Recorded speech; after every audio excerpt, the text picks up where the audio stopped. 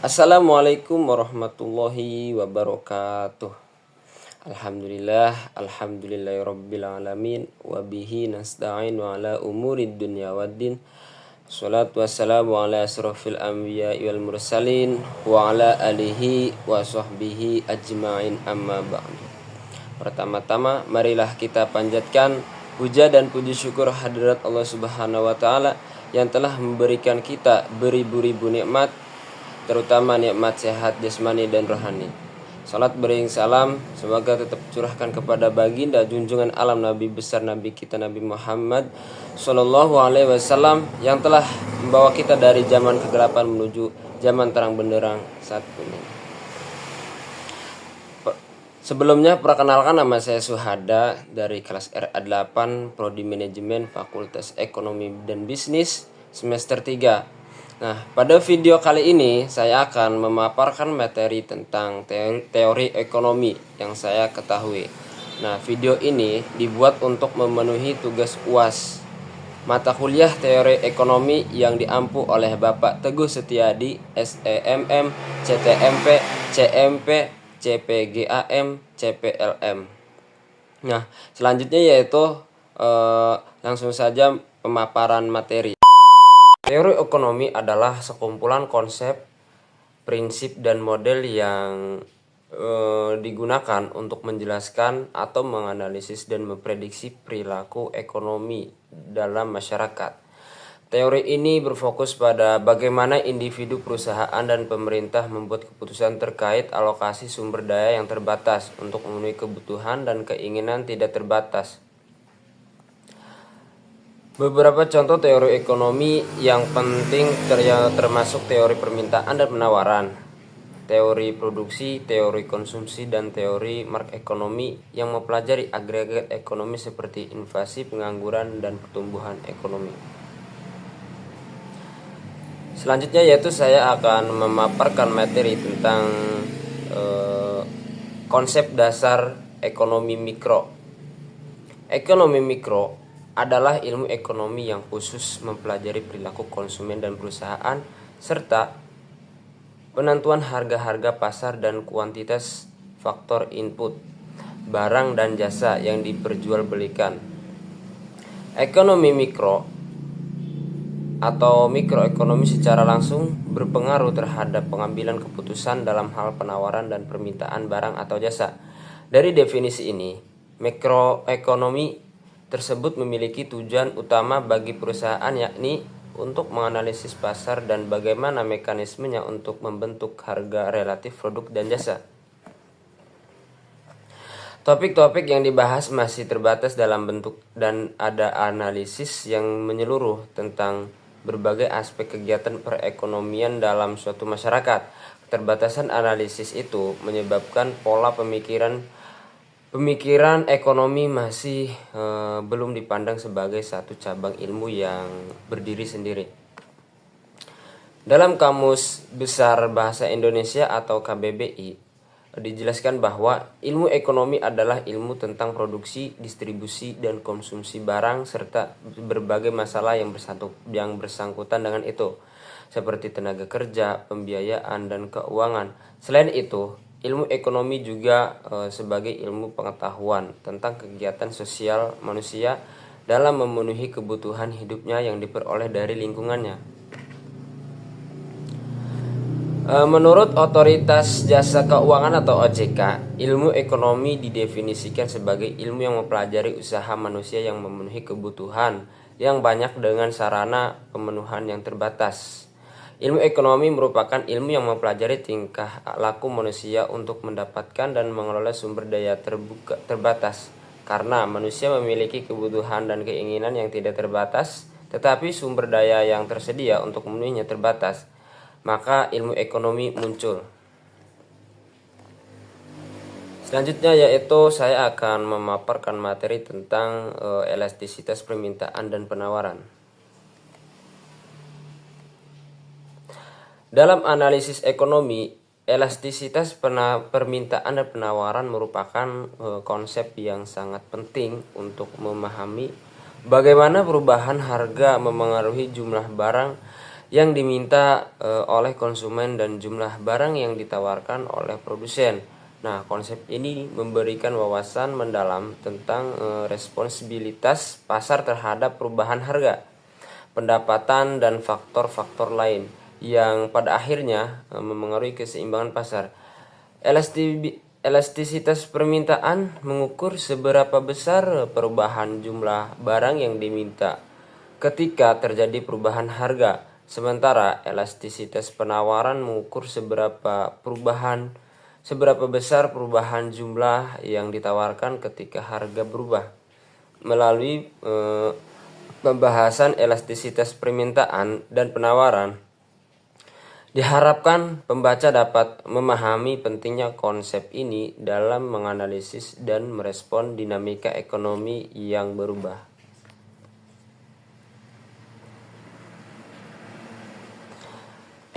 Elastisitas adalah ukuran presentasi perubahan pada suatu variabel yang disebabkan oleh perubahan suatu persen pada variabel lain. Elastisitas merupakan tingkat kepekaan perubahan kuantitas suatu barang yang disebabkan oleh adanya perubahan faktor-faktor lain. Ukuran yang dipakai untuk mengukur derajat kepekaan digunakan rasio atau perbandingan persentase perubahan kuantitas barang yang diminta atau barang yang ditawarkan dengan persentase perubahan faktor-faktor yang menyebabkan kuantitas baru. Maksudnya perubahan faktor-faktor yang menyebabkan kuantitas barang itu berubah. Elastisitas adalah derajat kepekaan kuantitas dan yang diminta untuk ditawarkan terhadap salah satu produk yang memengaruhi fungsi permintaan atau penawaran.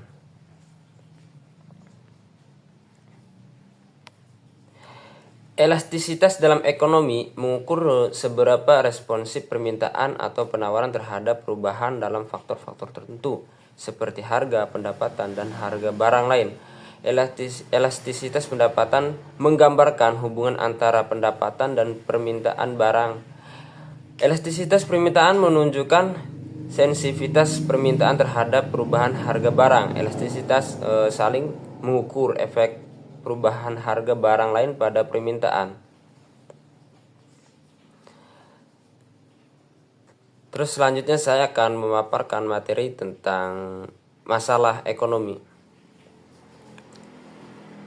Secara sederhana, masalah ekonomi adalah masalah yang muncul ketika sumber daya yang digunakan terbatas untuk memenuhi permintaan. Nah, masalah ini muncul dalam kehidupan sehari-hari karena kebutuhan manusia yang tidak terbatas dan ketersediaan sumber daya yang terbatas. Terdapat dua kategori masalah pokok ekonomi, yaitu masalah pokok ekonomi klasik atau tradisional dan masalah ekonomi modern. Nah, ada beberapa masalah pokok ekonomi yang umum dihadapi oleh beberapa negara, yaitu kemiskinan, ketimpangan ekonomi, terus ada pengangguran, pertumbuhan ekonomi yang rendah, dan ketahanan ekonomi terhadap krisis. Secara sederhana, pengertian kelangkaan dapat diartikan sebagai terbatasnya sumber daya, sehingga mengakibatkan kebutuhan manusia tidak tercukupi. Saat kita memerlukan sesuatu, kita tidak bisa mendapati apa yang kita diperlukan. Hal ini juga disebut sebagai kelangkaan. Secara luas, kelangkaan ekonomi dapat diartikan sebagai salah satu masalah ekonomi yang mendasar yang kita hadapi setiap hari. Banyak digunakan dalam bisnis untuk menunjukkan kesenjangan antara penawaran dan permintaan. Nah, selanjutnya saya akan memaparkan materi tentang teori permintaan dan penawaran.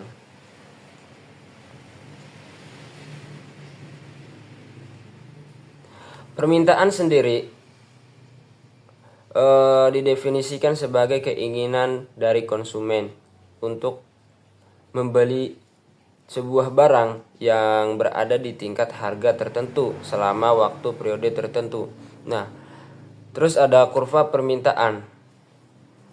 Definisi dari kurva permintaan sendiri adalah grafik yang menjadi gambaran hubungan yang ada antara harga sebuah barang dengan jumlah permintaan barang tersebut.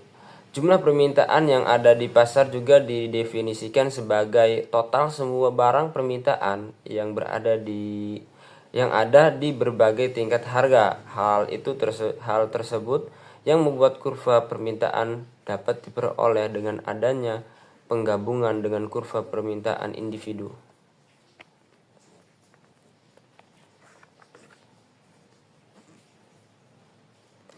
Terus definisi penawaran dan kurva penawaran. Yang pertama, penawaran. Penawaran dapat diartikan sebagai banyaknya barang atau jasa yang tersedia dan dapat ditawarkan oleh produsen kepada konsumen pada setiap tingkat harga selama periode waktu tertentu.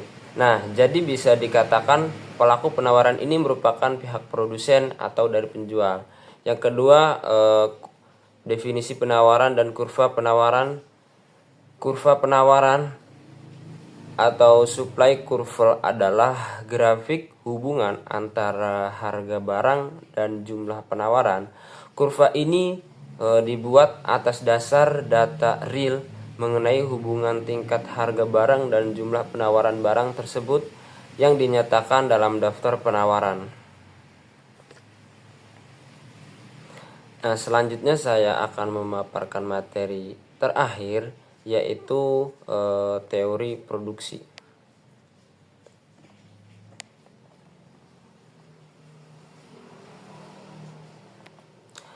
Teori produksi adalah salah satu konsep dasar dalam ilmu ekonomi yang menjelaskan bagaimana suatu perusahaan menggunakan sumber daya atau input untuk menghasilkan output atau produk. Nah, teori ini sangatlah penting karena membantu perusahaan dalam menentukan kombinasi input yang optimal untuk memaksimalkan keuntungan.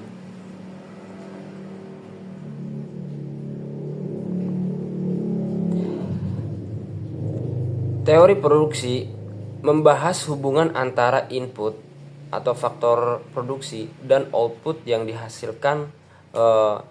Konsep utama dalam teori ini adalah fungsi produksi yang menunjukkan bagaimana perubahan dalam jumlah input memengaruhi jumlah yang dihasilkan.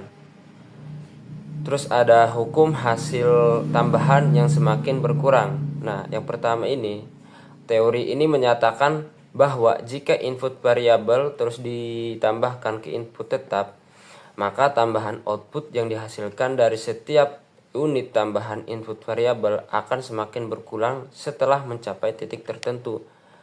Dan yang kedua ada skala produksi. Skala produksi merujuk pada bagaimana perubahan proporsional dalam semua input memengaruhi output.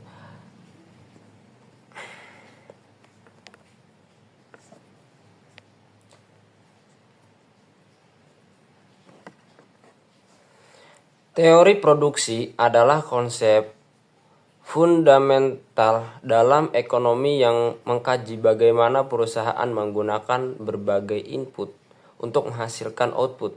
Dengan memahami bentuk-bentuk perusahaan, teori ekonomi tentang perusahaan dan faktor-faktor produksi, kita dapat mengoptimalkan proses produksi untuk mencapai efisiensi yang maksimal.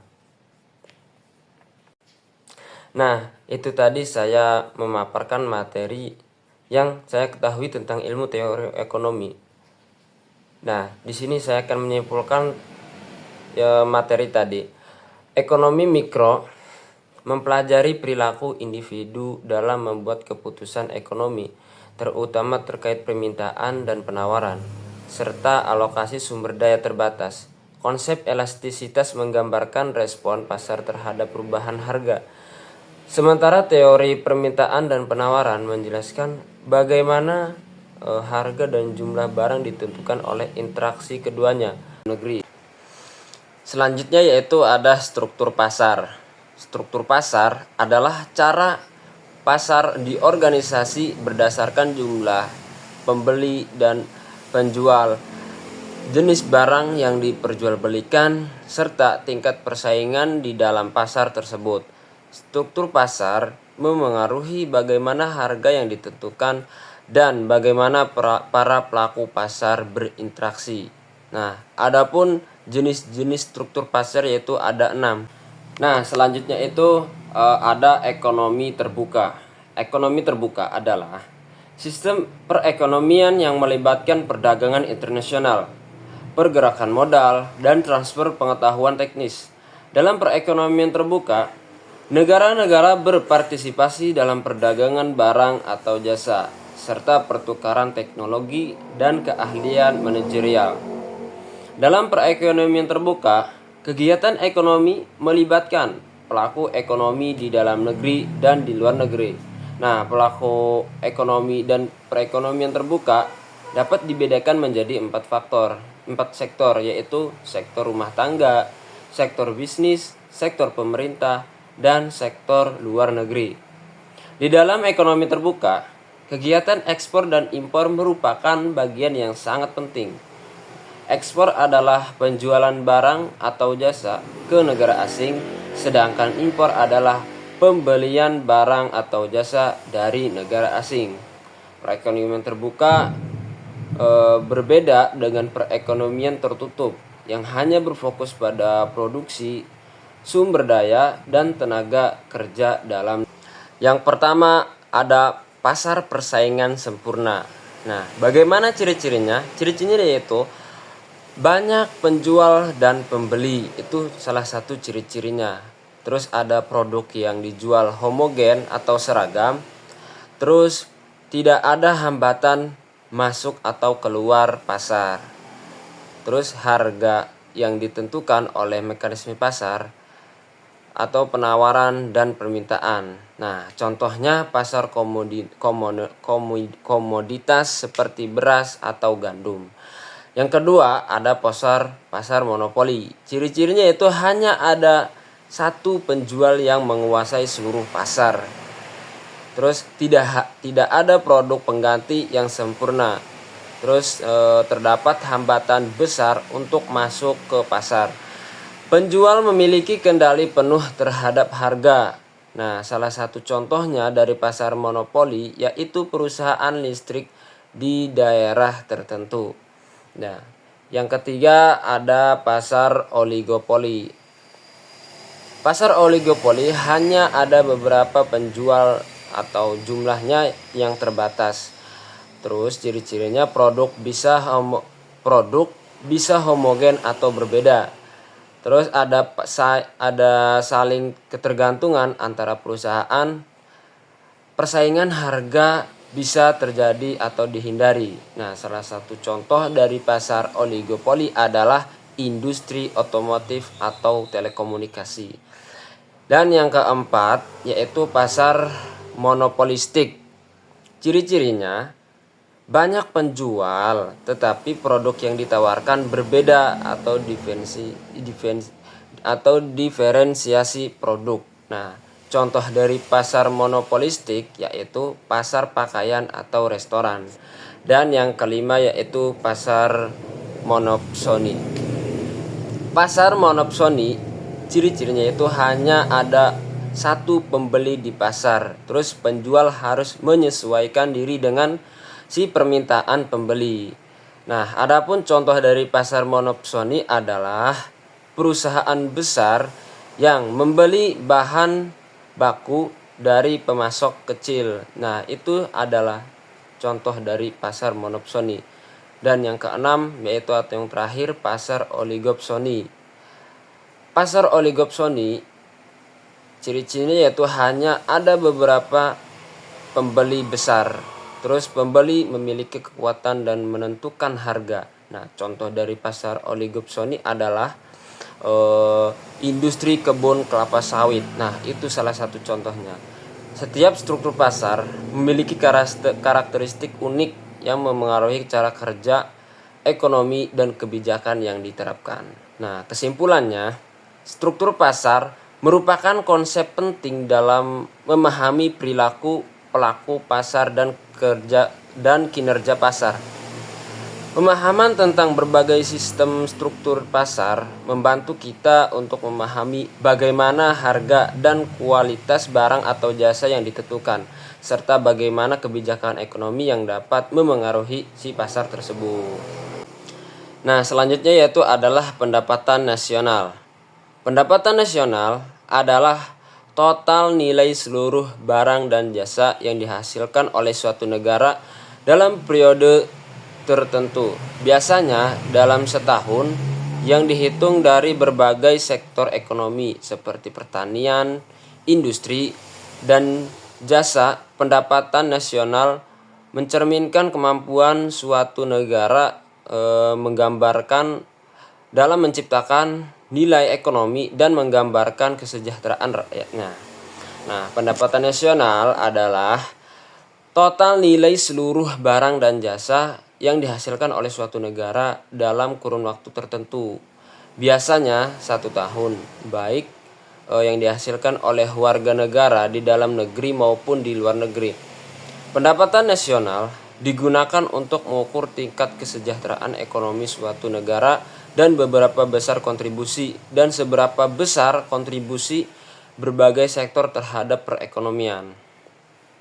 Pendapatan nasional mencangkup semua pendapatan yang diperoleh rumah tangga, perusahaan, dan pemerintah dalam bentuk apa? Maksudnya dalam bentuk upah, laba, bunga, dan sewa. Data ini juga mencerminkan aktivitas ekonomi dan menjadi dasar dalam pengambilan kebijakan ekonomi. Nah, selanjutnya yaitu persaingan monopolistik. Persaingan monopolistik adalah jenis struktur pasar yang dimana terdapat banyak penjual yang menawarkan produk atau jasa yang serupa, tetapi memiliki perbedaan yang tertentu atau diferensiasi produk seperti merek, desain, kualitas, atau fitur.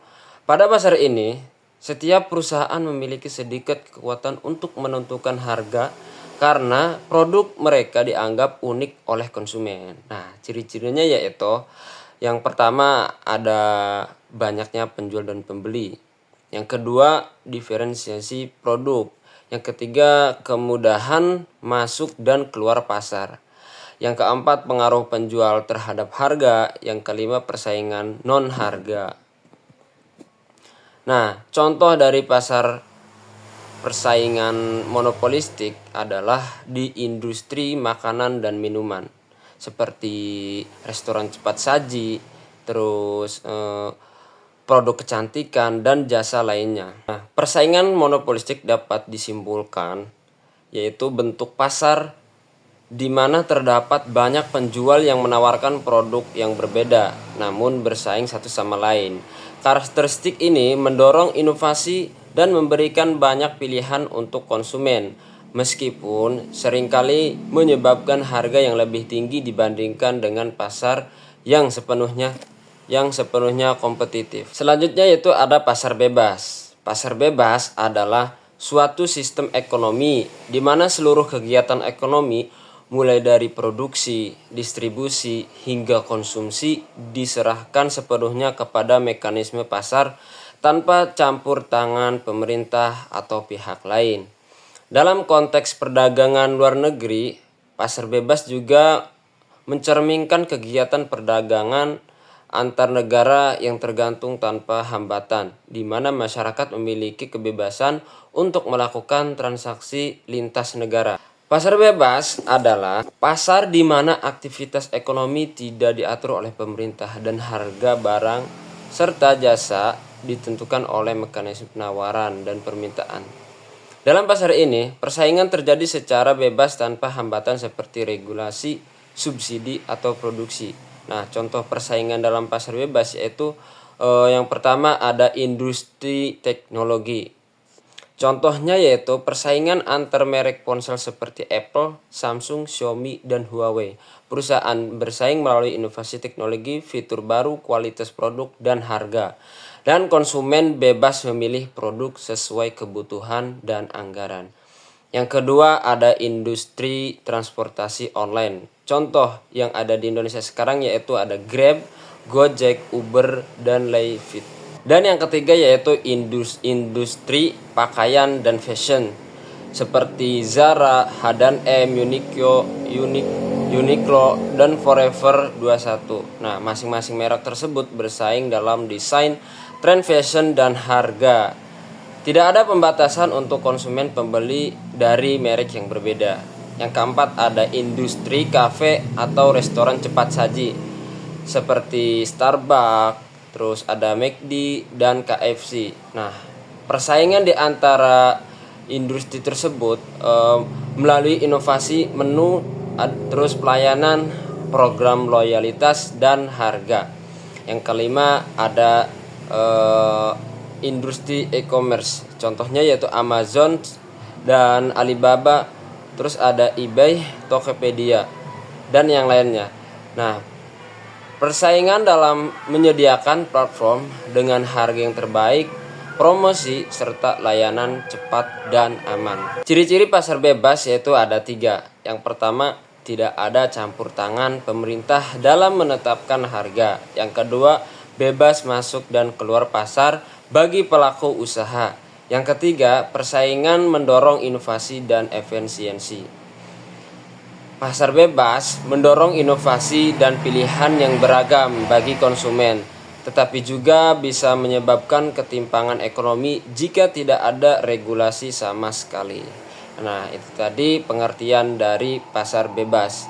Yang selanjutnya itu pengertian dari kebijakan fiskal dan moneter. Terus instrumen kebijakan fiskal. Yang pertama, pengeluaran pemerintah. Pemerintah hanya dapat meningkatkan pengeluaran untuk membangun infrastruktur atau sektor publik lainnya untuk meningkatkan kegiatan ekonomi.